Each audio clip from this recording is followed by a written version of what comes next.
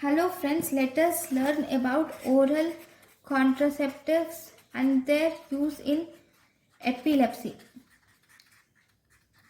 In epilepsy, we use mainly anti-epileptic drugs. These anti-epileptic drugs have drug interactions with estrogen, especially phenytoin and other drugs. So as a result, these oral contraceptives are actually avoided. Okay, thank you for watching.